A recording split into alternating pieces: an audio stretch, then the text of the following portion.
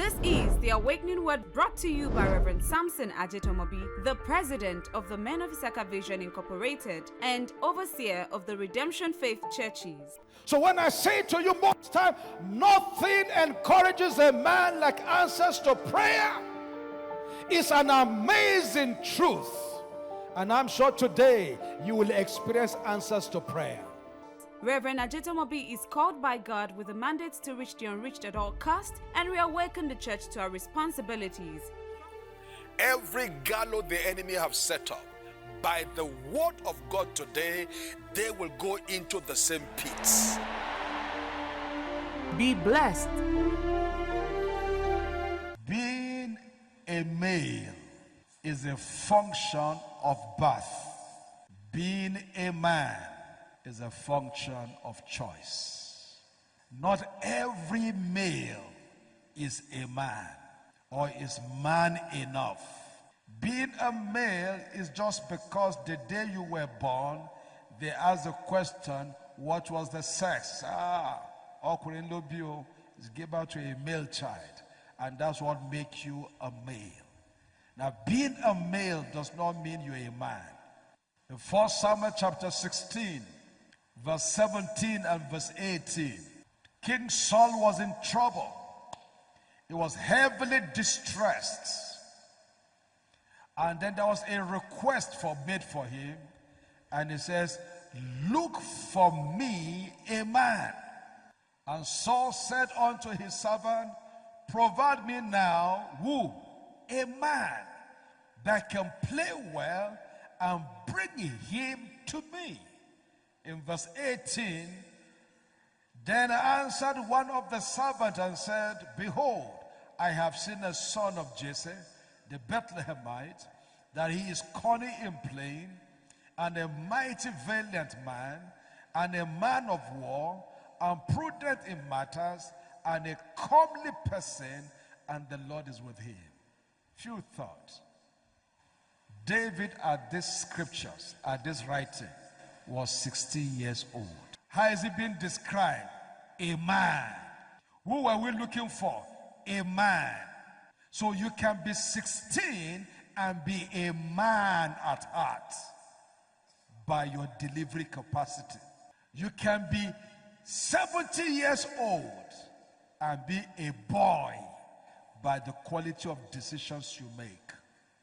So being a man is a choice.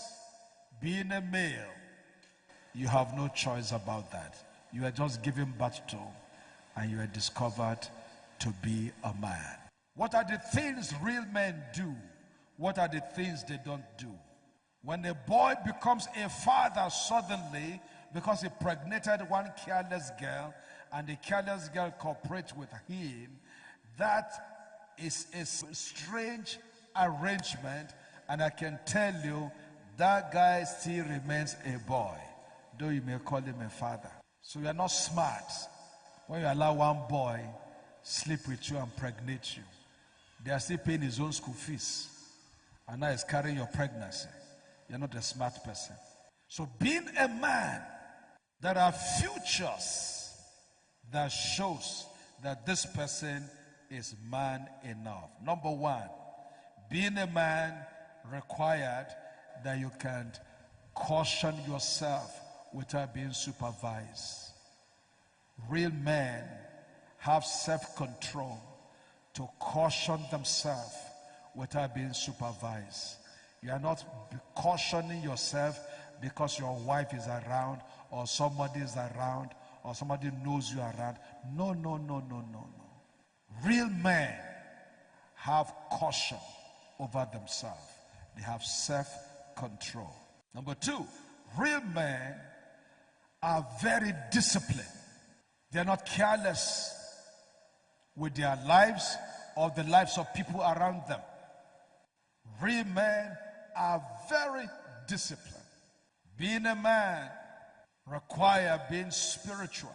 When I say spiritual, either towards God or towards the devil, but they have a spiritual allegiance. So as with some of those musicians, you go to listen to them and you see them, most of them at certain season, They were singing beside the seaside. Anybody observe that? All their songs, there must be water around it. And for you, you think it's just camera capturing. You have no idea. Ask Marvin Gaye. Anybody heard about Marvin Gaye? Who sang the song Sexual Feelings? You remember that song? That guy got the song while he was swimming in the ocean. He had spirits singing it to him. So everybody that looks man enough has a spiritual allegiance, either towards God or towards the devil. Real man knows that the world we live in is very spiritual. Number 4, is it 4 or 3? Real men are diligent and very responsible. They're hardworking. They don't have to be told to work. When there's no work, they create one. They are never idle. They are always thinking of, how do I improve life? How do I add value to myself? Real men are diligent, responsible, and productive. So if you're a lady and you want to say yes to a guy, double check. Is he a real man? Does he have something he's doing? He's doing nothing and said the Lord will take care of us. How? You should tell that guy, the Bible said that he that does not work should not eat. How are you going to take care of me? You have nothing to fall back on. That's why, to prove myself as a real man, I was ready to sell anything legitimate to make money so that my wife is not stranded. So as low as I was, I sold bread. I sold pocket shirt and tie. I sold shoes. Popcorn. You hear the story. So I have some of my friends here. I sold popcorn. And in all this thing I was selling, I was able to put my children in one of the most expensive schools in this city at that time. I think it's still one of the expensive schools up to now. But I was able to. From my selling of popcorn, selling shoes, selling pocket shirt, selling tie, and all kinds of things, because I just don't want to be a liability to anybody. MIV have started them, but I said to myself, I won't take 1 penny from MIV. I have sold my life, and money should be the least thing I'm looking for. Real men have something they're doing. Did they choose a career path? They are advancing on their career, moving from first degree to second degree to third degree. Are they involved in anything they are doing? They are growing. There is nothing wrong for you as a young man to have everything that pertains to good living even before you get married. You don't have to sell biscuit and popcorn like I did. I got it rough. I had to dear it. You don't have to get it rough. For me, it's a honor for a real man that on your wedding day, you didn't need to borrow anybody's car to use for bride's car, groom's car. You're already hardworking and you have enough. You got your own car already. Your fiancée got her own car already. You just decorate it for your wedding and you go and come back.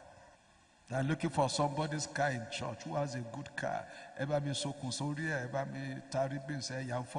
You don't need that if you have worked hard. My counsel, let no young lady say yes to an irresponsible man. Say yes to a man who does not know where he's going. Don't say yes to a man who can't even feed himself and is telling you to marry him by faith. Let that faith give him a job first. And let that faith settle him first. Then he can come back and marry you. Many of us have married wrongly and roughly, and it just took the mercy of God to survive. You don't have to repeat it in this age. Real men are diligent. Nothing spoils in the hand of a real man. So if you are going out with a lady and you are spoiling her, you are less than real men. Real men don't spoil ladies. They improve them. They add to their values. They are better knowing him. Single men, are you hearing me? May the lady you propose to look at you and call you, blessed are you among all men. Because since the day I met you, you have added value to my life. Give me a clearer direction in life, and you are worth following. Real men must earn followership of who they want to marry, not by force, not by reminding her, I am the head of this journey. Headship is never by announcement, it's by responsibility.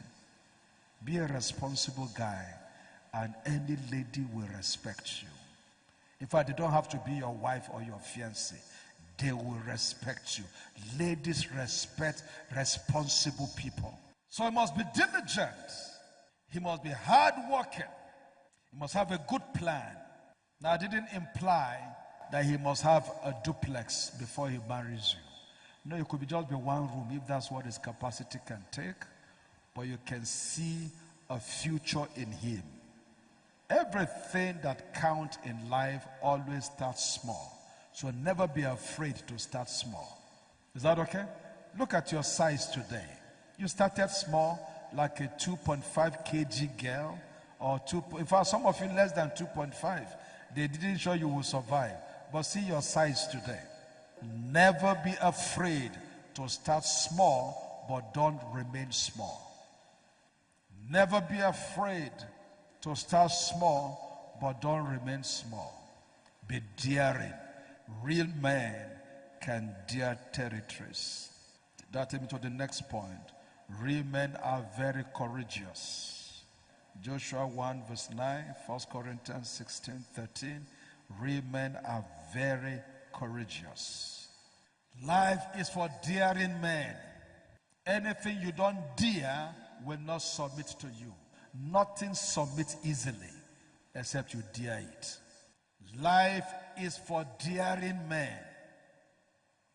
Dare great things. Dare mighty things. Stop thinking so low about yourself. Dare something.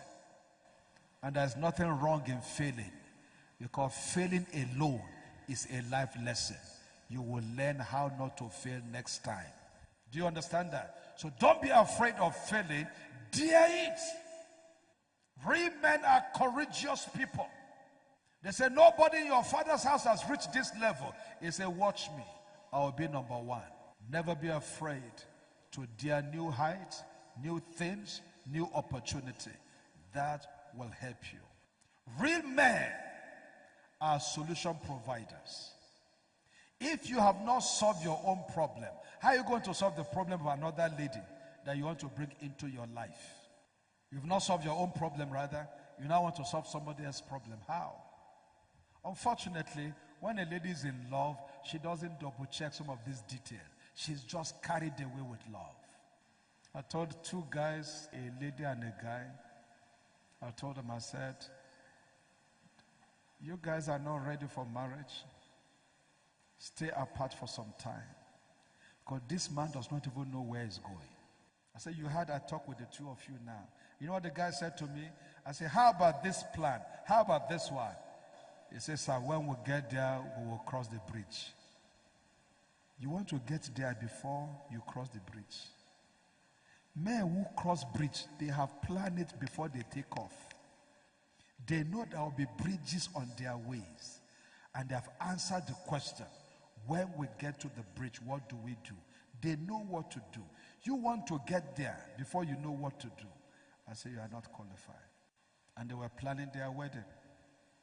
That's to tell you they've gone very far. Then I asked the lady, I said, you really still want to follow this guy? He said, Daddy, I don't even know. Why don't you know? He said, this guy can't take a decision. We'll go and visit people, and me and him are seated. They've given us drink, food. This guy does not know what drink he wants to take. He will be asking me, which one do I drink? Then we will sit down. This guy does not know when it's time to go. She will be the one to say, are we not supposed to be going now? We can go now. Okay, let's go. You want to marry a man like that? Then one day she ran to me and my wife. And this lady, she's tall. Beautiful lady, tall and also huge. You remember her? Huge. Tossing body, beautiful lady, beautiful height. One day she came and said, sir, this man can marry me. If you marry me, I will be the husband and he will be the wife, because the man can't take decision. And few decisions he has taken, they were bad decisions. So I said to her, okay, you know what we'll do? We're going to break this courtship. Now, both families already know of this relationship. So I said, go bring the guy. He brought the guy for me again. I said, chairman, you can't take a decision. See one lady in your life, you can't even lead her. You don't know what you want to do. I said, all this she said to me, is it true? I said, yes, it's true.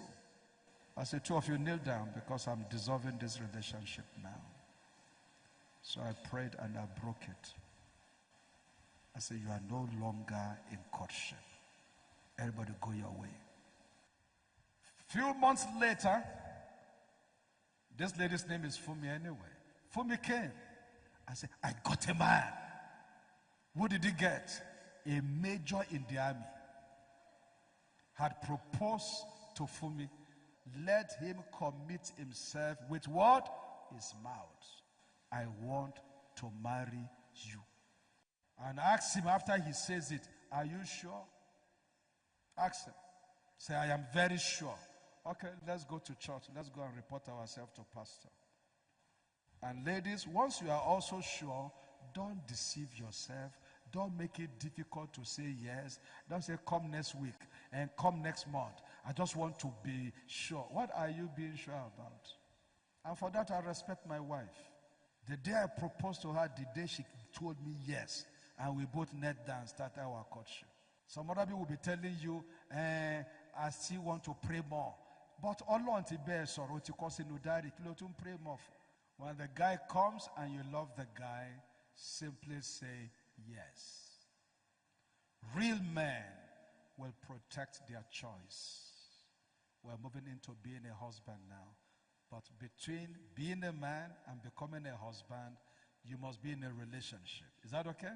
So real men protect their choice. I have chosen Stella for a wife. I should protect her. For me, I have a lot of tough times when we first started. Why? Because of two different background defects.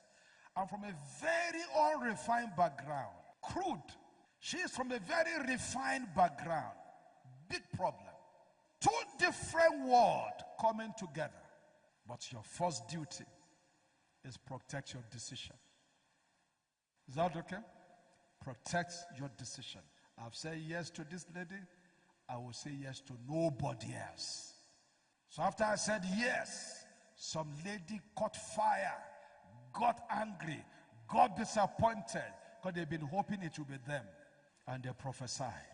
Thus saith the Lord, that my wife used her beauty to deceive me and got me to propose to her.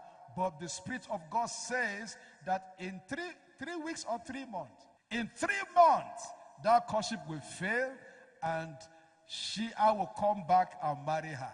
And that was one prophecy. There are other visions and dreams people saw. And everybody was putting their dreams out. None of those dreams and visions came to pass. I courted my wife. 5 years. Courted her. 32 years married. That's how many years? 37 years. Those prophecies were not true. Be careful being influenced by prophecy that is not of God. And before that incident, those ladies who prophesy, I know them. They prophesy correctly before that time. They prophesy clear prophecy that is true. But that one was influenced because the guy they wanted to marry, Stella marries have carried him. And they fought my wife. They are all married now.